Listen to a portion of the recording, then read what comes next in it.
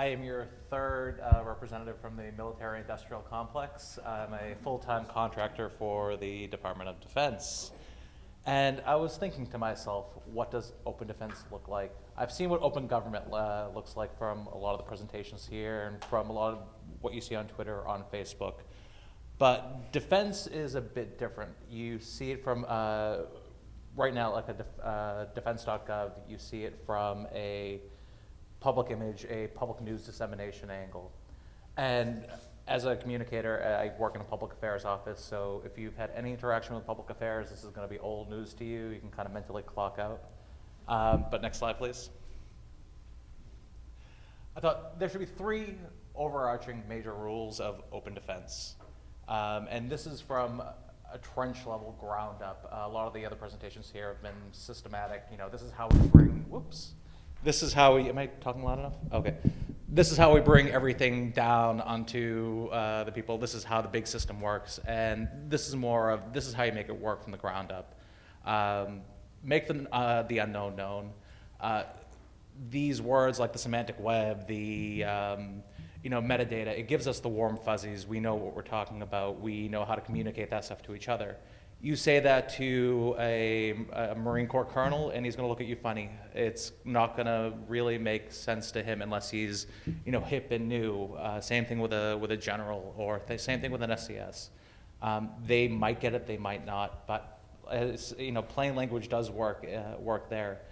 The second one is, and this is specific to the Department of Defense and certain aspects of it, that it works like a black box. That money goes in, that oversight is A-okay, the public really doesn't need to know, and defense comes out. And it's that simple. And it's not.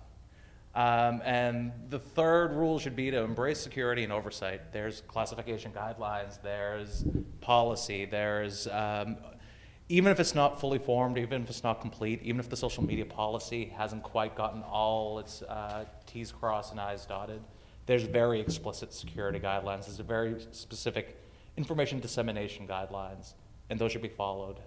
And those aren't perfect, but they're adequate for now. And as the process evolves, it would be, the trust should be built from there, that the communication is going to be open and honest. Next slide. So, known unknowns. Honestly, my command doesn't care about social media. I tell them, here's a Twitter, here's a Facebook, here's a blog. It just, in one ear, out the other, there's 5,000 more, I didn't put that. It was like, priority number 9,999 on, the important matters. But what my command does care about is this message, and it cares about results. If I can say, hey, I got a Twitter post from a commander in Afghanistan, works on a task force out there, and he has a great picture of him standing in front of, a counter-ID vehicle. Just going over a checklist. It's something that you don't quite see. A big question with the organization I work for is, are these things getting out into the soldiers' hands? And if I'm able to take Twitter or Facebook or one of these tools and be like, hey, look, we can aggregate that out. We can put that on our webpage. We can take that, good news from elsewhere and just shoot it out there. It's, suddenly social media makes sense. Suddenly social media is something useful. Next slide. So, the black box. Money goes in, secret stuff happens, defense comes out.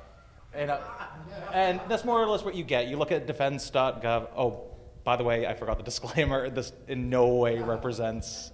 I'm a contractor and I like my job and I like my clearance, so no loose lips. And it's very much just trust us for it. And I'm thinking the open box looks like money goes in, secret stuff still happens, unclassified stuff gets talked about, and defense still comes out. The unclassified part, this information, this pool of information has had a PAO, remove the FOUO, this is good for public consumption. The secret information, the stuff that really is important to national security is kept out of that pool. You do not dirty the social media pool with classified information. Ta-da, you've just made a huge step forward in operational security and information security. Next slide, please.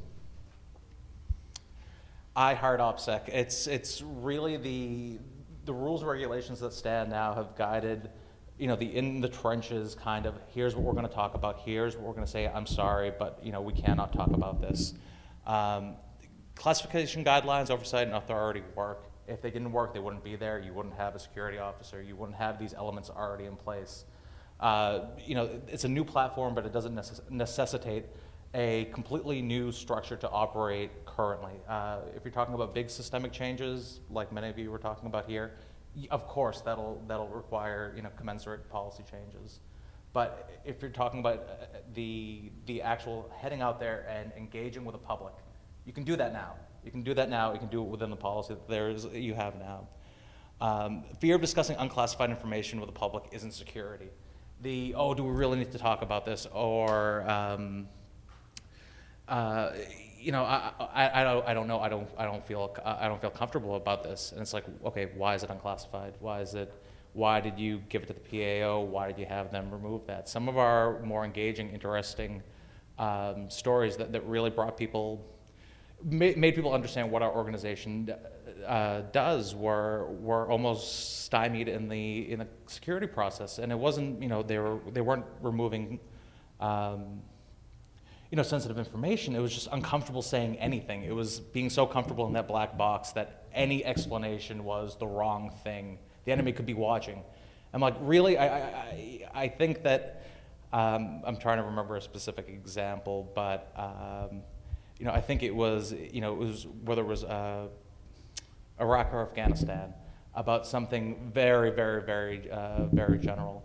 Let's not specify any theater, and it was like the whole point was that this is going out to support soldiers in the field in Iraq. And you can't just say we're doing stuff without time, place, all these very basic communication fundamentals is the problem. And that's the thing, honesty works, bullshit doesn't. If you can talk about something, talk about it. If you can't talk about something, say you can't talk about it and leave it at that. Wishy-washiness, all it does is force a reporter or somebody with more access to go around and get the story anyways. If you're not controlling that message from within your organization, if you're not willing to talk about it, then somebody else is. And you've not only failed with social media, you've failed with media in general. Any questions?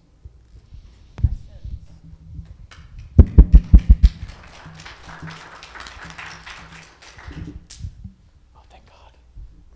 Everybody's done. Right, thank you.